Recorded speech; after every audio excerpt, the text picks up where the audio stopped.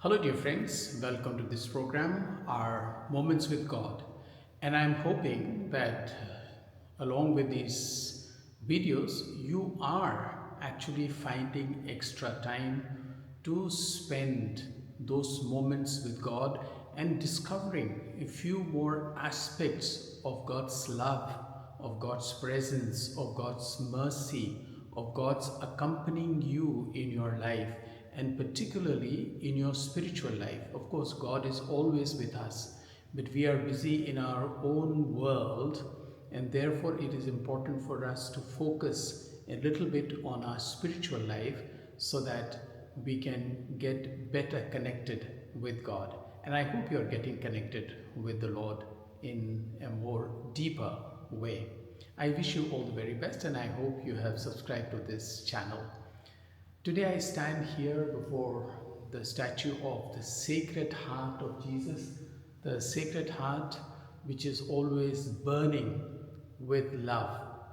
And sometimes this burning love or heart of Jesus fails to understand us, at least as he expresses us today in the gospel. And he says, "What shall I compare this generation with?" And he gives an example of they are like children sitting in the street. They said, calling other children and saying, "We played flute and music for you, but you did not dance. Then we played dirges and you did not weep." Dirges are mainly played for at the time on sad occasions, so they did not weep. So they are neither here nor there.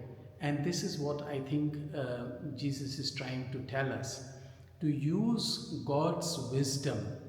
And he, of course, speaks about John the Baptist came, he neither ate nor drank. And people still called him that he is possessed with demons. The Son of Man himself, Jesus, came eating and drinking, and then they called him he is sitting with tax collectors and sinners. And in the end he says, but the wisdom prevails. And I suppose that wisdom is what ultimately is important for us, because that wisdom is actually enclosed in God's love, in that love which the Sacred Heart is actually emitting from his heart for us. And here also today, the first reading, one of the most beautiful, I can say, poems or one of the most beautiful writings of Saint Paul, his first letter to the Corinthians. He ends with chapter 12 and begins with chapter 13. Actually, the right way would be to read every word of it. He's actually wishing that you may get the highest spiritual gifts, highest spiritual gifts. Then he says, but there is another way. Even if you don't get the highest spiritual gifts, then he begins to talk about love. And he says, if I can speak great languages, talk like angels, but if I do not have love, I am like an empty gong that only makes noise. And he says, I may have all the knowledge of the world and everything, but if I do not have love, that means nothing. Then he says one very important thing.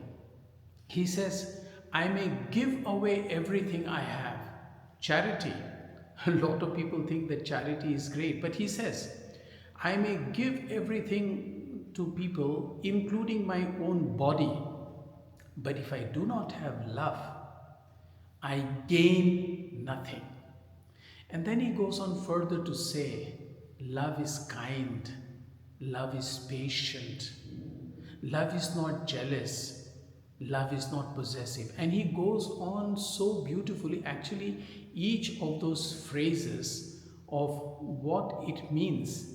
Love is patient, love is kind, love is not jealous. Love does not look for its own interest, but looks for the interest of others. And he goes on. And this beautiful definition of love in such short and concise words on which we can go on meditating. And of course meditation is still easier, but even practicing at least one of those, we would be doing great things. And then he says, he concludes, prophecies will go away, many other things will go away, love always remains.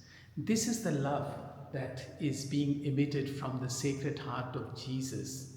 Actually, I just read the other day that the Sacred Heart of Jesus and its devotion, of course, came through Saint Margaret Alacoque, who told whom the Sacred Heart had said about 9 promises. One of them was about keeping the first 9 Fridays and honoring the Sacred Heart, etc., and so on. But Sacred Heart devotion, I am told, was promoted by the Jesuits, and one of the Jesuits' feast also we are celebrating the day after tomorrow, or yesterday we celebrated Robert Bellarmine. I wish you all the very best. Thank you.